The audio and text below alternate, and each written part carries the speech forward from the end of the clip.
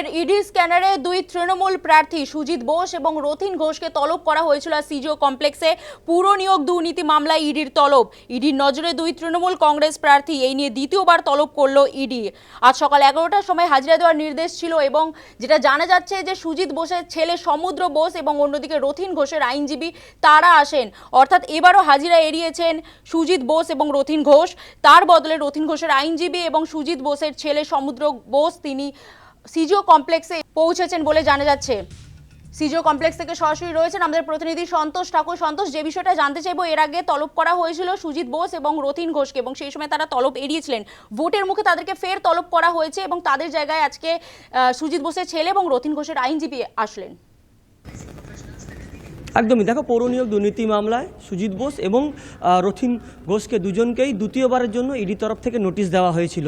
অর্থাৎ এই 11 তারিখ ঠিক 11টা নাগাদ সিজিও কমপ্লেক্সে ইডি দপ্তরে এসে হাজিরা দিতে হবে এই দুজনকেই, এমনটাই ইডির তরফ থেকে যে নোটিশে দেওয়া হয়েছিল। কিন্তু যেটা আজ সকাল থেকে যে ছবি দেখলাম, কি রথিন ঘোষের যিনি আইনজীবী তিনি ইডি দপ্তরে আসেন। এরপরে তারপর দেখা যায় সুজিত বোসের যে পুত্র সমুদ্র বসু তিনি আইনজীবী হিসাবে নিজের বাবার ডকুমেন্ট নিয়ে তিনি ইডি দপ্তরে এসছেন। এবং ঠিক আমার পেছনে যে সিজিও কমপ্লেক্স, সেই সিজিও কমপ্লেক্সে যে লিফটে ধরে এই দুজনেই ইডি দপ্তরে 6 তলায় পৌঁছান এবং পৌর নিয়োগ দুর্নীতি মামলার যে জিজ্ঞাসাবাদ প্রক্রিয়া তাদের কাছ থেকে করুন, এমনটাই তারা দুজন প্রবেশ করে তারা ইডি দপ্তরে জানিয়েছেন। সেক্ষেত্রে ইডির আধিকারিকদের বক্তব্য, যেটা ইডি সূত্রে খবর, কি তারা চাইছেন কি এই দুজন অর্থাৎ রথিন ঘোষ এবং সুজিত বসু এই দুজনই সরাসরি উপস্থিত হন ইডি দপ্তরে এবং তাকেই জিজ্ঞাসাবাদ করবেন, এমনটাই তারা সেকেন্ড নোটিশে জানিয়েছিলেন। সেক্ষেত্রে কিন্তু সেই ছবি দেখা যায়নি। ছবি দেখা গেছে রথিন ঘোষের আইনজীবী এবং সুজিত বোসের পুত্র সমুদ্র বসু, সেই দুজন তিনি ইডি দপ্তরে আসেন এবং বাবার হয়ে অর্থাৎ সুজিত বোসের ছেলে পুত্র সমুদ্র বসু তাকে দেখা গেছে তার হাতে একটি ফাইল এবং ফাইল নিয়ে তিনি ইডি দপ্তরে প্রবেশ করেন 6 তলায়। ইতিমধ্যে ইডি দপ্তরে তিনি যে রিসেপশন রুম, সেইখানে রিসেপশনের সামনে বসে আছেন দুজনেই।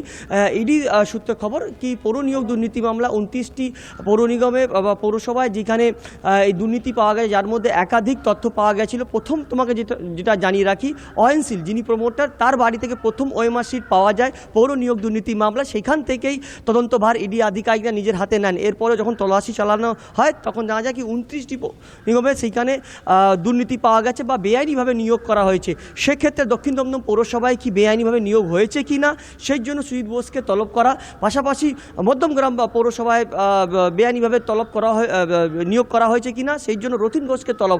অর্থাৎ এই সমস্ত তথ্য 2012, 13, 14, 15, 16 সালে যে নিয়োগগুলি হয়েছিল, কার মদতে হয়েছিল, কার কথা হয়েছিল, এর নিয়োগ করার পর কোনো টাকাও নিয়েছিলেন তারা কিনা, এই সমস্ত তথ্য জানার জন্য তাদের ব্যাংকের ডিটেলস, তারা ব্যাংকের খতিয়ান, পাশাপাশি তাদের ইনকাম ট্যাক্স ফাইল সমস্ত নিয়ে তাদের দুজনকে ডাকা হয়েছিল। কিন্তু দ্বিতীয়বারের নোটিশেও দেখা যাচ্ছে সুজিত বোস এবং রথিন ঘোষ তারা দুজনেই আসতে পারেননি। সুজিত বোসের পুত্র আইনজীবী হিসেবে সমুদ্র বসু তিনি ইডি দপ্তরে প্রবেশ করেন ঠিক 10টা 20 নাগাদ এবং 10টা নাগাদ রথিন ঘোষের যিনি আইনজীবী তিনি প্রবেশ করেন ইডি দপ্তরে। ইতিমধ্যে দুজনেই ইডি দপ্তরের যে রিসেপশন রুম সেইখানে তারা দুজনকে বসিয়ে রাখা হয়েছে। অর্থাৎ ইডির উত্তর কি থাকবে এটাই দেখার বিষয় এই মুহূর্তে। বেশ, একেবারেই ধন্যবাদ সন্তোষ।